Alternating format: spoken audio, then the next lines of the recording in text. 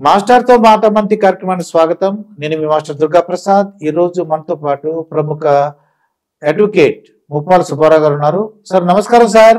నమస్తే అండి. నమస్తే. ఓ పెద్ద సూపర్ డైరెక్టర్, పెద్ద ధైర్యం ఉన్న దమ్ము ఉన్న డైరెక్టర్ ఆర్జీవి అనుకున్నాను సార్. నేను పోలీసులు పిలిస్తేమో ఆయన రావట్లేదు, నాకు మీద 3rd డిగ్రీ చేస్తారు, నా మీద 3rd డిగ్రీ ఉంటుంది, నేను కోర్టుకి వెళ్ళిపోతాను, బెయిల్ తెచ్చుకుంటాను అన్నాడు సార్. ఆయన పోలీసులకు రావట్లేదు సార్. అవునండి. అసలు ఏం జరిగింది సార్? ఏం జరిగింది సార్? అది ఇప్పుడు ఒకటండి, ఆయన సోషల్ మీడియాలో పవన్ కళ్యాణ్, నారా లోకేష్, లేదంటే చంద్రబాబు నాయుడు, లేకుంటే వాళ్ళ కుటుంబ సభ్యుల్ని మార్ఫింగ్ చేసి అవమానకరంగా సోషల్ మీడియాలో పోస్టింగ్లు పెట్టించేసి అవమానకరమైన చర్యలకు పాల్పడ్డాడు అనేది వాళ్ళ మీద ఉన్నటువంటి కేసు.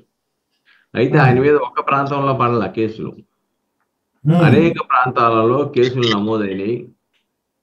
అయితే మొట్టమొదటిసారిగా ఎవరైతే మీరు వచ్చి మిమ్మల్ని విచారించాలి, మీరు స్టేషన్కి రండి అని చెప్పేసి ఫిర్యాదు ఇస్తే ఆర్జీవి గారు హైకోర్టుకి వెళ్ళారు. హైకోర్టు వెళ్ళి నా మీద పెట్టిన కేసును రద్దు చేయండి, అంతేకాకుండా నన్ను అరెస్ట్ చేయకుండా ఆదేశాలు ఇవ్వండి అని చెప్పేసి అడిగాడు. హైకోర్టు, ఆంధ్రప్రదేశ్ హైకోర్టు ఏమందంటే అది కుదరదు, అలాగే ఇవ్వడం కుదరదు, అది క్వాష్ చేయడం కుదరదు అని చెప్పేసి అంటే అట్లీస్ట్ మమ్మల్ని పోలీసులు విచారణకు ముందు హాజరవ్వకుండా కొద్ది రోజుల సమయం కూడా ఇప్పించమని అంటే హైకోర్టు ఏమన్నా అది మీ అభిప్రాయానికి లేదు, నువ్వు వెళ్ళి పోలీసు వాళ్ళని అడుక్కొని ఆ వాయిదా కావాలంటే అక్కడే నిర్ణయించుకో అని చెప్పింది. దాని ప్రకారం మొన్న 19వ తారీఖున ఆయన పోలీసుల వద్ద హాజరవ్వాలి. హాజరవ్వకుండా వాళ్ళ ప్లేడర్ గారిని పంపేసి సోషల్ మీడియా, అదే వాట్సాప్ ద్వారా మెసేజ్ పెట్టేసి నాకు గడువు కావాలన్నారు. ఆ గడువు 25కి ఎప్పుడో ఇచ్చారు, రమ్మని చెప్పేసి అని అయిపోయింది. ఇది మీన్వైల్ ఆర్జీవి గారు ఏం చేశారంటే నా మీద 3rd డిగ్రీ ప్రదర్శించే అవకాశాలు ఉన్నాయి కాబట్టి నాకు ఈ కేసుల్లో ముందస్తు బెయిల్ ఇవ్వమని చెప్పేసి అని హైకోర్టును ఆశ్రయించాడు. ఇక్కడ ఒకటి అర్థం చేసుకోవాలి, ముందస్తు బెయిల్కి 3rd డిగ్రీ మెథడ్స్ ఉపయోగిస్తారనేది అది ప్రిజంప్షన్ మాత్రమే, ఊహాజనితమైనటువంటి అంశం మాత్రమే. ఏం చేద్దంటే వాళ్ళ భయం ఏంటంటే గతంలో జగన్మోహన్ రెడ్డి హయాంలో పాపం ఎంపీ గారిని, రఘురామకృష్ణరాజు గారిని సిఐడి వాళ్ళు తీసుకెళ్లిపోయి పుట్టినరోజు హైదరాబాద్ నుంచి లాక్కెళ్ళిపోయి సిఐడి ఆఫీసులో రాత్రి చిత్రహింసలు పెట్టేసి నేత్రానందం పొందారనేది పాపం వాళ్ళని పట్టి పీడిస్తున్నట్టుగా ఉంది. కానీ ఇక్కడ 3rd డిగ్రీ ఇంత న్యాయస్థానానికి వెళ్ళిన తర్వాత, న్యాయస్థానంలో ఆదేశాలు ఇచ్చేసి మీరు అక్కడికి వెళ్ళండి అని చెప్పిన తర్వాత ఆర్జీవి లాంటి వాళ్ళని 3rd డిగ్రీ మెథడ్స్ ఉపయోగిస్తారని చెప్పేసి చెప్పటం అంటే దాంట్లో రాజకీయ దురుద్దేశం ఉన్నట్టుగా అర్థమవుతుంది.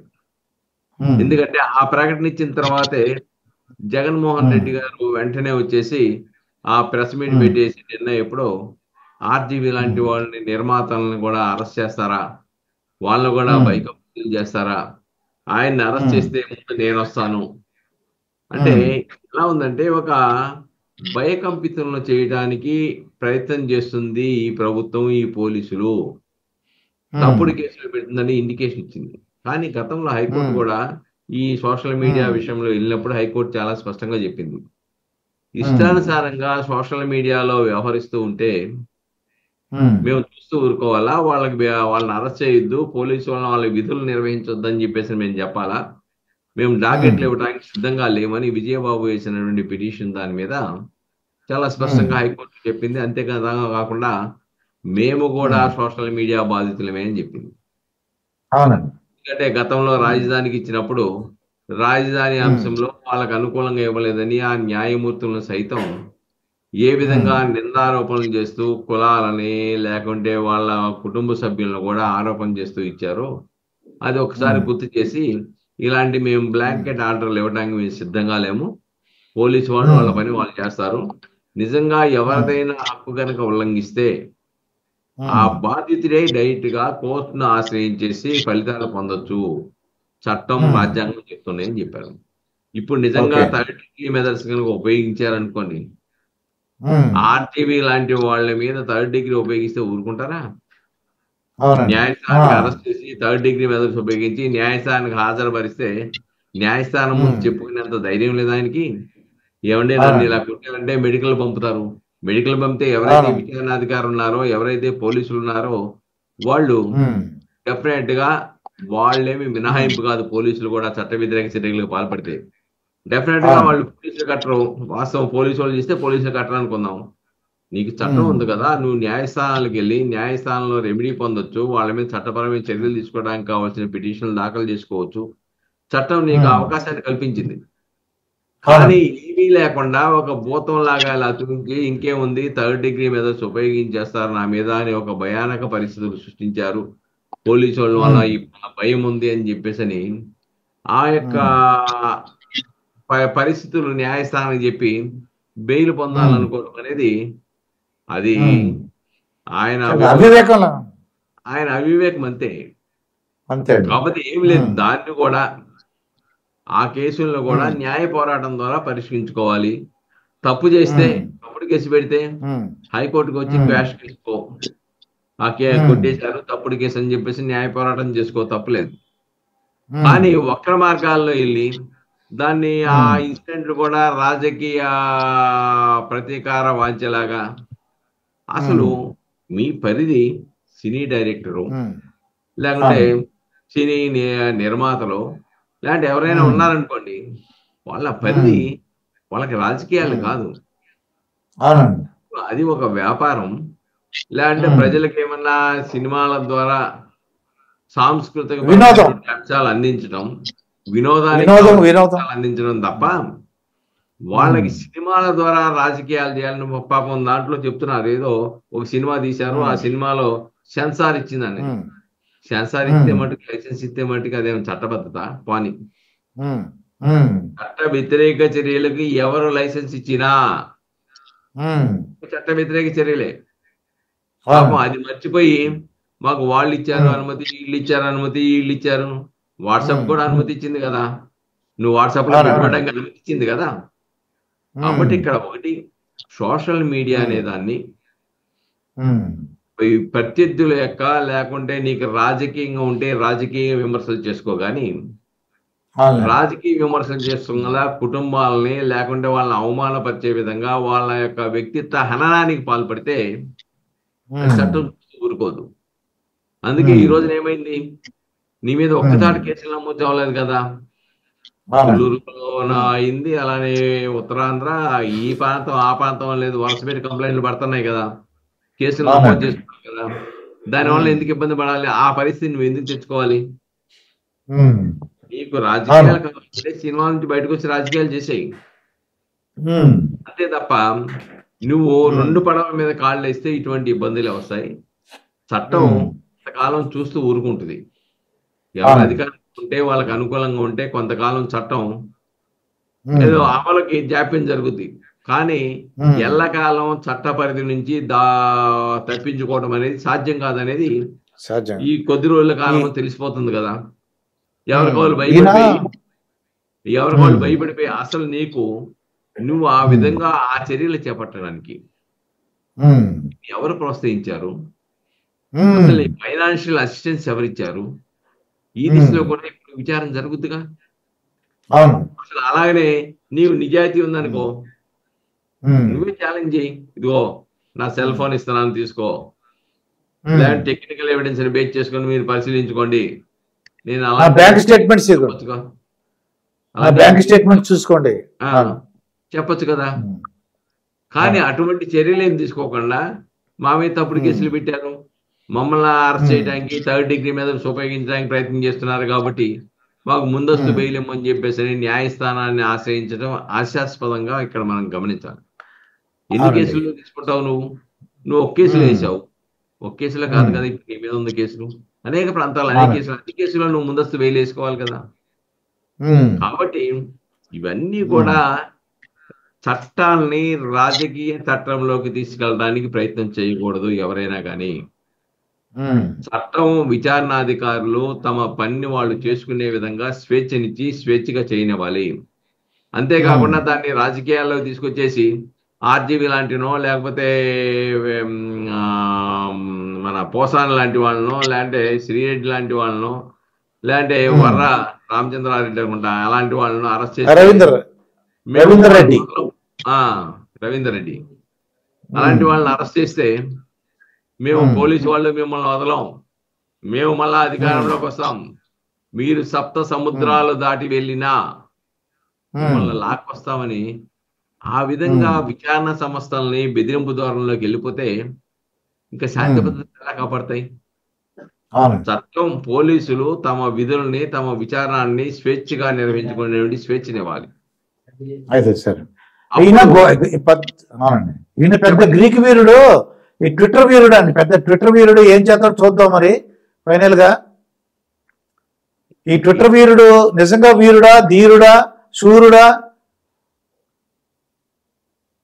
ఇప్పుడు ఒకటండి, వీళ్ళు ఎంత ట్విట్టర్లు వీరులైనా, ఎంత గొప్ప దర్శకుడైనా కానీ, గొప్ప దర్శకుడు అంటున్నారు, గొప్ప దర్శకుడైనా అంతకన్నా గొప్ప దర్శకుడైనా నేరం చేస్తే నేరమే, ఆయనకేం మినహాయింపే ఉండదు.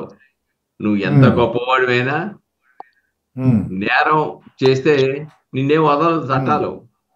కాబట్టి ఈయన గొప్పవాడు, ఇన్ని మంచి సినిమాలు తీశారు, ఎంత గొప్ప సినిమాలు తీశారు, ఇవి కాదు ఇక్కడ కావాల్సింది. అతను నేరం చేశాడా లేదా అంతే అనేది విచారణ జరుగుద్ది తప్ప, నేరం చేసిన తర్వాత చట్టం ముందు అందరూ సమానులే, తన మన తేరం లేదు.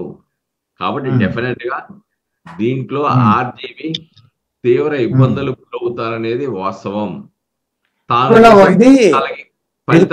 ప్రూవ్ అయిందనుకోండి సార్, ఇది ప్రూవ్ అయిందనుకోండి, ఎన్ని సంవత్సరాలు జైలు పడతారు సార్ ప్రూవ్ అయితే? ఇప్పుడు దాంట్లో కొన్నిట్లోనేమో 111 పెట్టినట్టున్నారు, కొన్నిట్లోనేమో ఇన్ఫర్మేషన్ అండ్ టెక్నాలజీ యాక్ట్ 67 పెట్టినట్టున్నారు, కొన్నిట్లో మిగతాయి గతంలో 505 కింద ఉండేవి.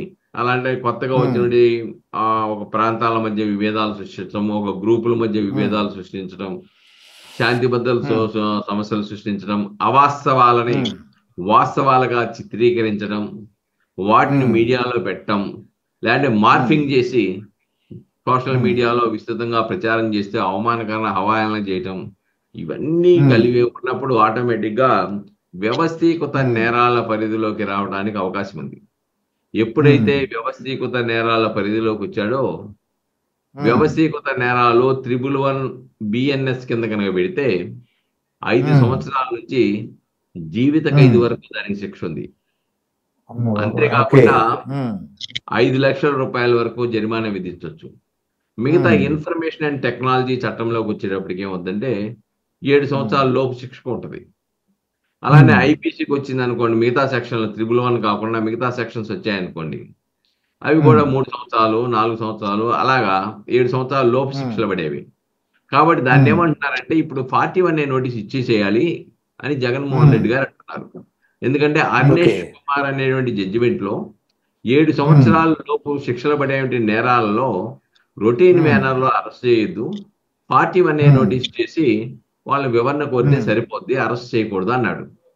దాన్ని ఇప్పుడు గతంలో 5 సంవత్సరాల నుంచి మా లాంటి వాళ్ళని చెప్తున్నాం 41A నోటీస్ ఇవ్వట్లేదు. ఇప్పుడు ఆయనకు గుర్తొచ్చింది. కానీ దాంట్లో ఇంకొక కాజు కూడా పెట్టారు, నేరమే ప్రవృత్తిగా ఉన్నవాళ్ళు,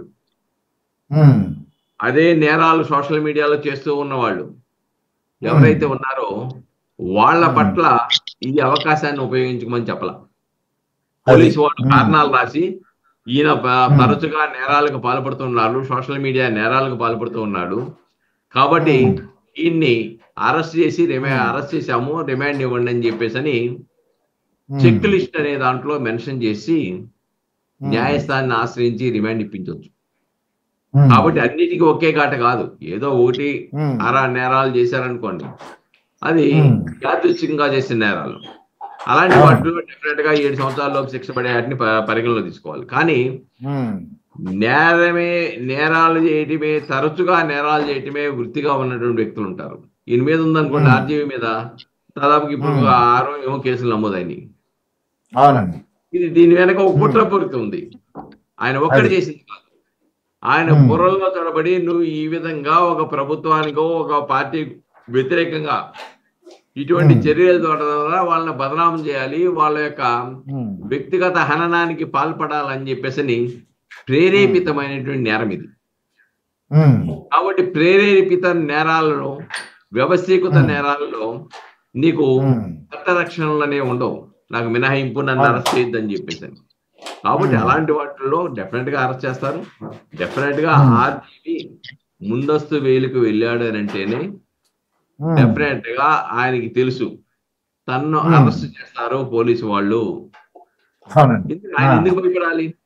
ఆయన సపోర్ట్ చేసిన పార్టీ నాయకులు ఓపెన్ గా చెప్తున్నారు కదా, ఎవరైనా అరెస్ట్ చేస్తే చెప్పండి, ఎన్ని రోజులు పెట్టారు చెప్పండి, చట్ట వ్యతిరేకంగా చేస్తే చెప్పండి, వెంటనే ఏ అధికారి మీదైనా వదలం, ప్రైవేట్ కేసులు వేస్తామని చెప్పారు కదా. భయపడాలి? ఆ పరిస్థితి ఉన్నప్పుడు పోలీసులు కూడా చట్ట వ్యతిరేక చర్యలకు పాల్పడటానికి సాహసించరు. ఎవరైనా ఒక వ్యక్తి వెనక గనక ఒక న్యాయవాది ఉన్నాడు, ఈయన హక్కుల గురించి మాట్లాడతాడు అని చెప్పేసి నాకు తెలిసినప్పుడు చట్ట వ్యతిరేక చర్యలకి విచారణాధికారులు పాల్పడతారని చెప్పేసి ఎవరు భావించవలసిన అవసరం లేదు. వాళ్ళు రిస్క్ తెచ్చుకోరు. అది కాబట్టి ఇక్కడ ఒక బూచిని చూపిస్తా ఉన్నారు. థర్డ్ డిగ్రీ అదేదో పెద్ద పెనుభూతం లాగా ఏంటి, ఆల్రెడీ ఇక్కడ ఆంధ్రప్రదేశ్ లో పోలీసు వాళ్ళు ఎరగొడుతున్నట్టు అందరు నేను ఒక బూచిని చూపించడానికి ఒక కుట్రపూరితమైనటువంటి ప్రయత్నం చేస్తున్నారు అనేది మనకి స్పష్టంగా అర్థమవుతుందండి దీంట్లో. అవునండి, అవునండి, అర్థమైంది సార్. ఇది మరి ఆయన భవిష్యత్తు మరి ఎవరి చేతిలో ఉందో చూద్దాం. మరి ఆయన ఏ విధంగా దీన్ని తప్పించుకుంటాడా లేదా శిక్ష లోనవుతాడో చూద్దాం సార్. నమస్కారం సార్. నమస్తే.